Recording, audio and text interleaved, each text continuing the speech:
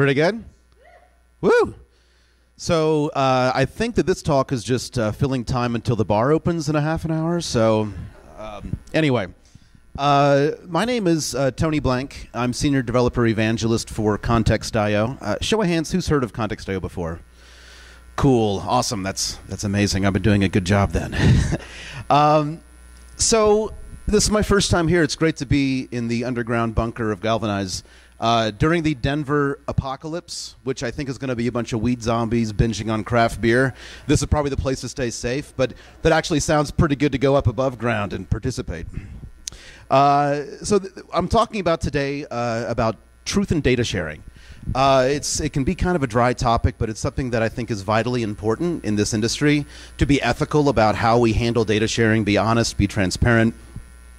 And but before I talk about data sharing, I think it's really important to understand the why. Why at Context.io we do leverage users' data to monetize the API, and so explaining the why behind it. So this is going to be a bit of a story time. So I'm glad I see people have croissants and food and coffee and everything.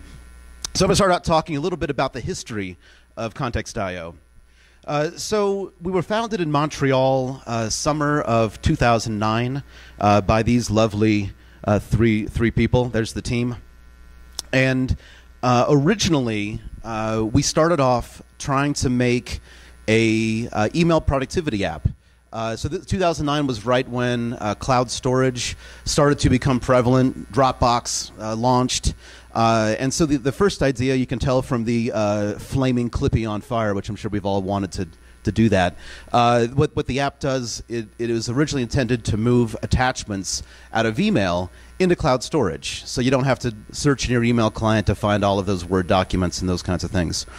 So after working on that for a year, the team took an API-first approach. So they were building an internal API that talks to all of the email servers to abstract that complexity away so that they can then just build their app and have it work across all email providers.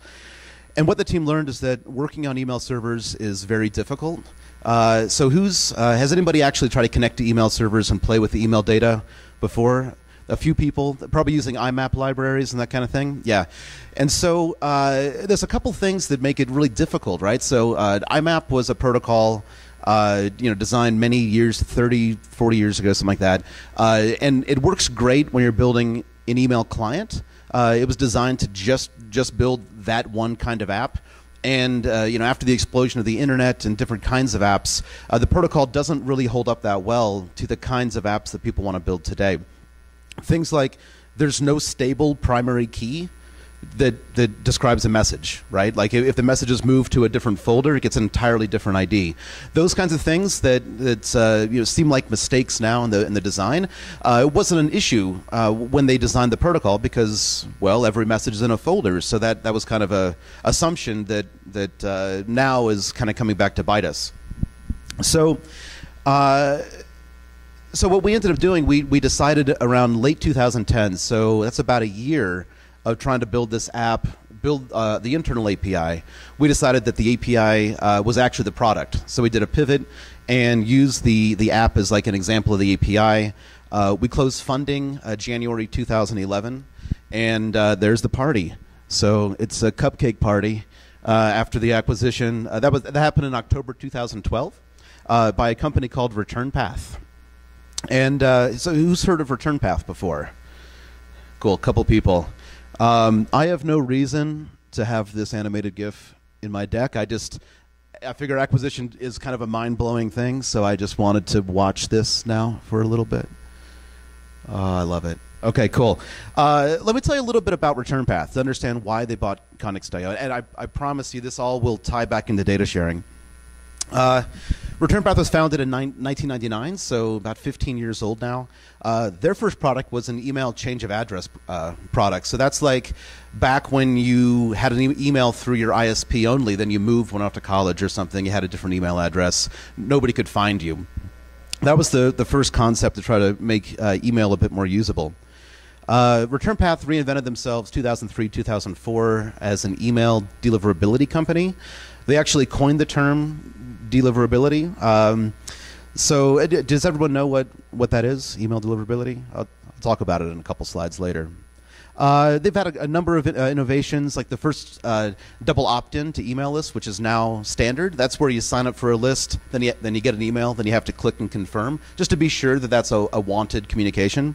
And they had the first solution to help email marketers with their deliverability. So what this is, it's the measure of the success rate of an email making it into the inbox versus the spam folder. So this is where spam filtering comes in. The huge problem, most of the volume of email on the internet is spam. So email doesn't become usable if the signal to noise ratio is super low. So how exactly does spam filtering work? So let's just take a brief aside and look at a history of spam filtering. So it was first based on like known spam words like free or Viagra or something called prawn. I'm not really sure what that is. And so in the arms race of spammers versus email providers, this is when they started to realize, hey, I could put like 3 chapters of The Great Gatsby in white text at the bottom of the email, and that will throw off the spam filters, because now the word prawn, again, I don't know what that means, only appears like a super small percentage of the time. So those emails would come through, and I'm sure you've probably seen those where there's a lot of random text that's like some weird, open textbook or something like that that's at the bottom of messages. So email senders and providers in the spam filtering arms race move to what's called reputation IP level filtering, also domain-based filtering. So that's looking at the IP address that is sending a bunch of emails and look at the reputation. So if anyone's ever tried to do email marketing, you've probably seen the behavior where you have to warm up an IP, where you send very low volumes of email messages, and then when those do not get flagged as spam, then your reputation increases, and eventually you can send out millions of messages a day with no problem. This was to stop those spammers, right? So if a spammer sends out 20 messages and they all get bounced back, they won't be allowed to send any more volume than that. ReturnPath actually invented something called Sender Score, which is like a credit score for an IP address. It's now like an industry standard. But they look at things like mail volume, engagement, how often they send emails, complaints, those kinds of things. But the trend is going from just keyword-based, that's the only data that these spam filters looked at. Now with domain-based filtering, they're looking at all this IP-level data. So they're using a lot more data to try to filter out spam. And so, of course, spammers got a little bit wise to this. So now they get, 1,000 IP addresses that they're slowly warming up with like legit mail until they get to a certain volume. Then they fire hose spam out on that. So that they're sneaking around this domain-based filtering as well. So around 2013, the industry moved to subscriber level filtering. So what this is doing is actually looking at user behavior, how they interact with mail messages, and use that to figure out if it's spam or not. The user clearly knows what messages they want versus what they don't want. So the kinds of things that are looked at now are things like, did the user read the message? Did they move it to another folder? Did they forward it to somebody else? If they shared the message, that's a really good indication that that's valuable and not spam. Unless it's like really hilarious spam. I know that I've sent some of that around to my friends. All these different signals, you have to see what the user is doing, right? And again, this is more data, right? So it goes from keywords to domain level, now to subscriber level data. And all of this is playing into spam filters in the email climate of today. All right, so you understand a little bit about spam filtering. Back to the ReturnPath story. So ReturnPath buys 2 companies. One a company called OtherInbox. They have a bunch of consumer apps, and they also bought Context.io. So both of those acquisitions were to get at that subscriber level data, so they could make those reports to send them to email providers to help fight spam. So user data, right? This is a pretty scary topic, right? I know that I personally don't like any of my data being shared at all. So how can we actually do this, right? We need this data to keep email usable and functional, something that we all use every single day. But how can we get this ethically, reliably, and those kinds of things? the first step that we do is we redact PII. So has everybody heard that acronym before, PII, before? So it's personally identifiable information. So this could be things like your email address, right? That's definitely something that can be used to identify you. Your IP address, that can also be used usually with subpoenaing records from your ISP or something. Last 4 digits of your credit card, that's PII. Things like transient data, like airline confirmation numbers, or maybe loyalty program numbers, any of those things. Even combinations of data that by itself wouldn't be able to use to ID somebody, but things like your street name and the color of your car. Like those are 2 data points that by themselves would be very difficult to identify you, but combined could be used by somebody to figure out who this person is. So we take really great care to remove all of that, because we don't need any personal information to make those spam filtering reports and everything. So we do a number of things. So the way that we redact that information is many email accounts are connected to Context.io and to our consumer apps. And we see, say, a message from Starbucks or somebody come in. We see that same message come in lots of users' accounts. And we essentially do a diff, throw away everything that's different. So that's usually the stuff that's unique. We have when the data is on our servers, as we're doing the redaction process, we follow industry standards for encryption. We go through external audits, and when we have a chief privacy officer whose sole job is to be sure that we're adhering to industry standards, best practices, to be sure that all of this user data is safe and secure. And then it's a picture of Enigma, and our encryption's way better than Enigma, so it's one thing. So when the data comes in, we actually have a virtual strong room. I wish it was a real strong room, so I could meet Tom Cruise sailing down on a wire to do aerial ballet. But we actually quarantine the data in there, so we don't actually use it until we have a team of analysts examine it, be sure there's no PII in there. And this process actually can take months to years until we get to 100%. So we might be getting this data in, and we could be using it right away, but we take extra special care to make sure that, that no user information is in there at all. We also follow these global organizations around security and privacy, data sharing. Trustees, the leading global data privacy management company, so they do things like auditing, handle complaints, and that kind of stuff. Safe Harbor, it's with a U if you're in Europe. It allows the transfer of PII from Europe to US, so we're able to have European customers on the API, and when we can move their data to our strong room, then we remove it there. Okay, so now you know a bit about the history of Context.io. You know a little bit about ReturnPath. You know why ReturnPath bought Context.io, to get this data, to create a more detailed level of granularity into a view of how people interact with email, to improve email. So now I joined Context.io about 2.5 years ago, shortly after our acquisition. So now we're tasked with how can we go to market with a product that is free. It's not actually free. I mean, we're using data as a currency. You know, all of our customers connect people's email accounts, and that anonymous aggregate data around commercial emails is what we anonymize and give to ReturnPath, and we are perfectly happy with that business model. So how can we talk about data sharing in a responsible way? So the history of pricing with Context.io. So pre-acquisition, it was very straightforward. There was no data sharing. We were first looking at maybe doing things like maybe pricing based on volume of API calls.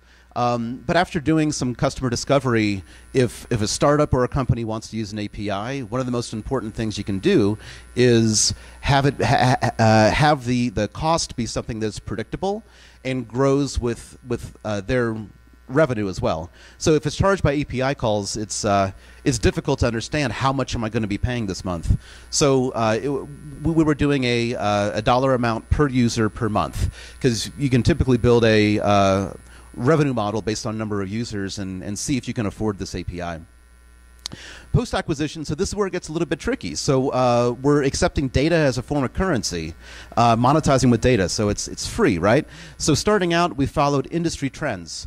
You know, lots and lots of companies use data. Facebook as one of them. Google, of course, uses it too, and many more. So we had the data sharing, you know, plainly spelled out in our terms of service, which everybody reads. And so that's kind of what we went to market with first. So even though we were accepting data as a currency in the market, everybody perceived the API as free. I mean, they're not paying any money, so it must be free.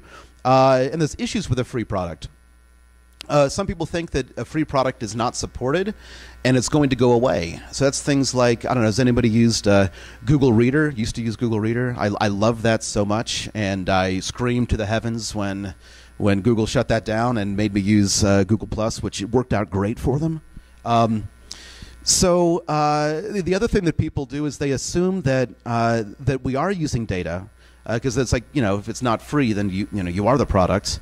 And because we weren't really obvious about it, they assumed that we're doing a lot of shady shit, right? Or that we're using people's personal information, we're selling all this stuff to maybe spammers, and when in reality it's the opposite, right? Because nobody reads the terms of service. No one sees exactly what we're doing with it. Also, some people think that a free product just has no value. You know, they'll sign up, they just won't use it because they just don't think there's any value tied to it.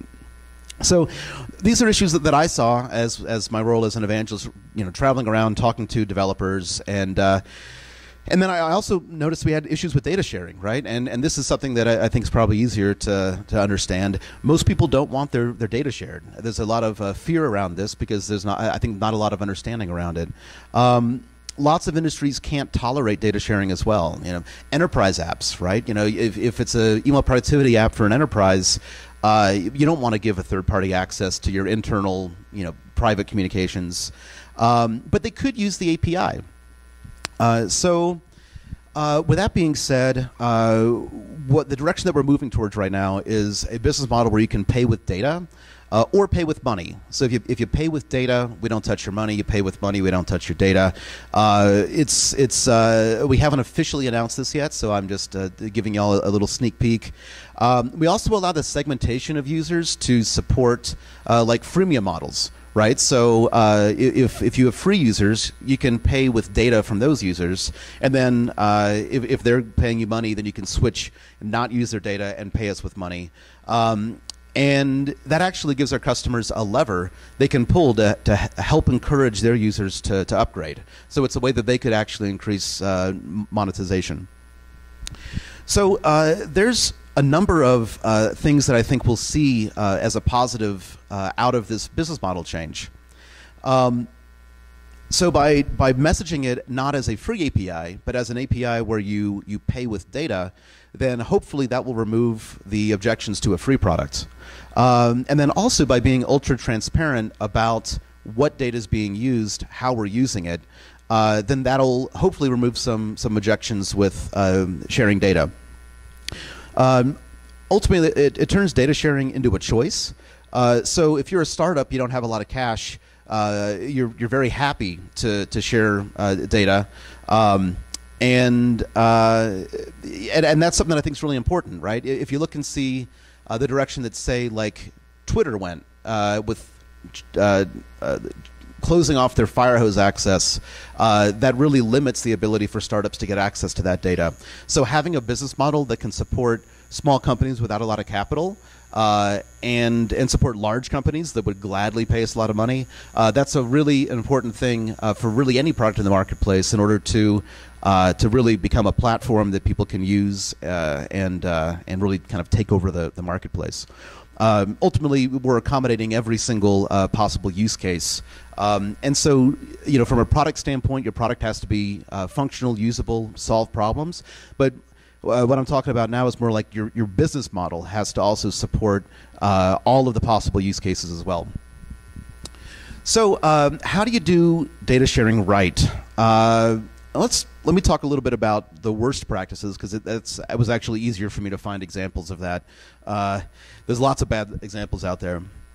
So with mobile apps, how many people have tried to install an app and like maybe a flashlight app, and it asked for your location and your contact list and your SMS records and everything on your phone. Yeah, and I mean, that's happened to me a few times, and I do not install that app. The FCC actually studied 12 different health and fitness apps, and they sent data, not just fitness data, but that's also scary enough, right? They sent call record data, health data, fitness data, very personal information to 76 different third parties, either selling it or monetizing it. And these are 12 popular apps that people use often.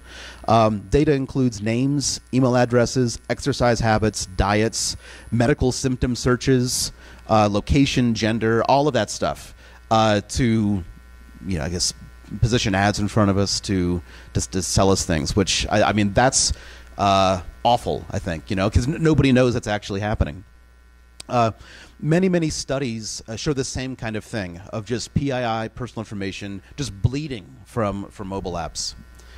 Also, it's not good to hide data sharing settings. So this is something that I think Facebook's gotten a lot better at. But the history of this is that people post a picture, they think it's private, and then it's not. So having really transparent, very clear options and communicating to your users exactly what's happening is really important. So best practices. So strict procedures to handle data is really vital, right? So I'm not really a huge fan of process. I come from a startup background, just kind of like ship it, but when you're working with data, you have to really put a lot of careful safeguards in to make sure that everything's safe, because like a data leak, this is the kind of thing that can really tank a business. Ultimately, people are trusting you with their data, so you have to respect them and respect that trust. And I mean, that could be an investment in extra people, it could be investment in tools and resources to make sure that everything's safe. It's also important to only store what you need. I feel like that as an engineer, it's very tempting.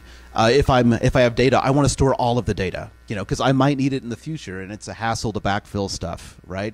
So if I'm using personal data in the apps somehow, the temptation might be to try to collect as much of it as possible, because maybe in 6 months, version 2 of the app will use more data that I don't have. I don't want to have to prompt the user and go back and backfill and that kind of thing.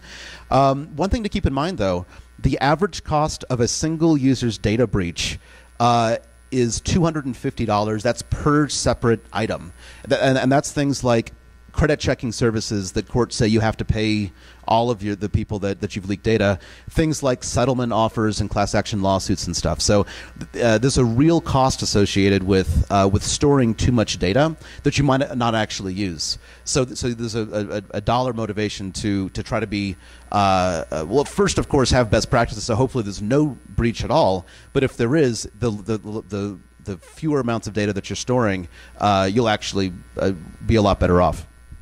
But the most important thing is transparency. I mean, that really is the main thing that we've been looking at. So don't bury your data sharing in terms of service. For instance, there was a study done in 2011 by, I think, Carnegie Mellon University that said that if we actually read every single terms of service that were presented, that we just clicked through, it'd be 76 work days of lost productivity of just reading everything, and that is I think I have more stats on the next slide. But I mean, it's billions of lost hours, and almost $1 trillion of lost revenue and productivity. Of course, these are all hypothetical numbers because nobody actually reads those anyway, right? But it's totally unreasonable to think that people will. No one does. So it's really important to clearly communicate to your customers what data you're using, why you're using it, and what happens to it afterwards. Do you store it forever? Those are things that I'd want to know as a consumer. So at Context.io, we actually have moved all of our data sharing language. It's, of course, it's still in our terms of service because that's a legal document. It has to be in there. But we've moved it up and talk about it plainly on our pricing page. So you don't have to read our terms of service. You can just go and see exactly what's happening to the data. By being transparent, then hopefully it will alleviate the concern about what's happening to the data. There's always going to be an element of trust. Oh, and here I put the rest of the slides. Yeah, it's 53.8 billion hours of lost productivity if we read the terms of service. $781 billion is the dollar amount attached to that, greater than the GDP of Florida. I'm not sure why they use that stat because, I don't know, Florida GDP, isn't that mostly hover rounds, sunscreen, and Four Loko, I think? Isn't that? I think that's mostly it. So I just am right at half an hour. I just want to close by saying, look, it's important to be truthful, be honest. If you feel the need to bury data sharing, if you're monetizing data in your terms of service and not be open with your customers, maybe you don't have a good business model. Maybe you should do something else, like go make a sandwich or something.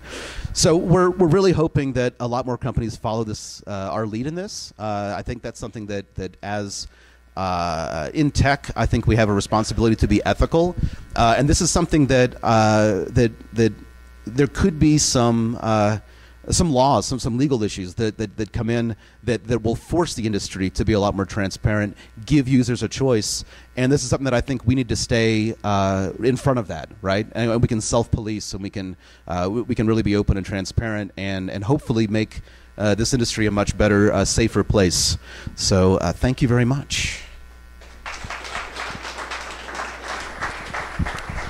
So, like I said, I know that it's an hour time slot, and we're right at 10:30, I think. So, happy to take questions. We can have a discussion. We could have that here. We could go to the bar and have that over whiskey. I think 10:30 a.m. whiskey is the breakfast of champions. So, but anyway, any questions for me? Where is the open bar? Is that? It's somewhere around here, I think. Yes. Did you find that changing, you said that you guys are actually done it yet, or it's down and off part, when you guys changed from giving them the option to pay with data versus pay with money, did you find out that they're actually making more money off of that versus just paying everyone? Sure, yeah. So the question for those in the back who might not have heard, when we made the switch to accepting money, pretty much what was the customer reaction from that, and how many people would choose to say pay with data versus pay with money? Yeah, so right now the pay with money option's not up on the website. We're still working on making that change. But I have been talking to every customer that I've talked to since really February of this year or so is when we got kind of approval to go ahead with this change. And of course we're very not ashamed that we want data, right? We actually prefer people to pay with data because that's what powers all of ReturnPath's products and everything. So we feel like there's a greater opportunity for revenue if people gave us data, right? And again, we're not shy about saying that. If we were, then again, that's like, oh, maybe we're doing something shady. We don't want people to talk about it. Of all the customers that I've talked to that have given them the choice and the option, far and away people choose to pay with data. So this tactic really has worked. The internal fear when I was talking to people at ReturnPath about this was that everybody would pay with money, and it would totally negate the reason why ReturnPath bought Context.io. And really the opposite has happened. By decoupling the, I don't know if you call it a sale, right? I don't really do sales. I just try to help people out. But by saying, this is why you should use Context.io, and focus the conversation solely on the benefit of the product, the value proposition, and then not talking about the data sharing until later, right? And say, look, you have the option. You can pay with money, pay with data. We can talk about that later. Just we can accommodate. It's your choice. It actually has reduced the friction on that quite a bit. And the result is most people want to share data. So there really hasn't been a huge shift in people paying money, but how we talk about it, how we message it, has been incredibly positive as far as being able to go get a lot more traction in the marketplace. Cool. Yes. So we as consumers have always been loud enough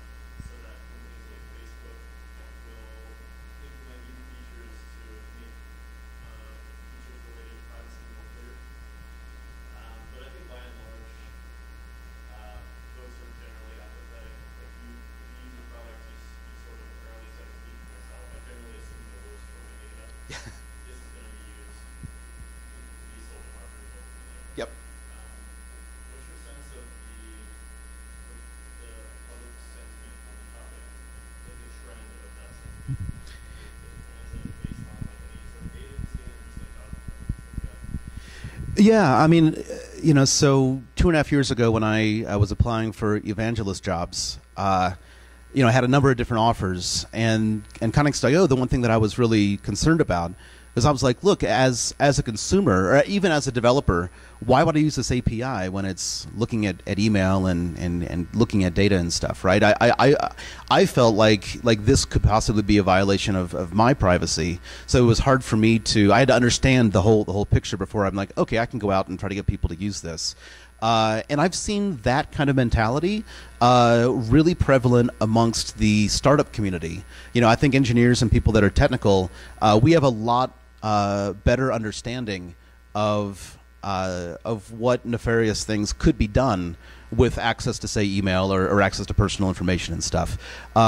But as far as the consumers go, I mean, I totally agree with you, right? I think that there's a vocal minority of consumers that really are protective of their data, and that's something that I think, again, as the tech community, we're in a position where we could educate our users by being more transparent and trying to get more of these consumers to care more about their privacy, because it's something that is, super important.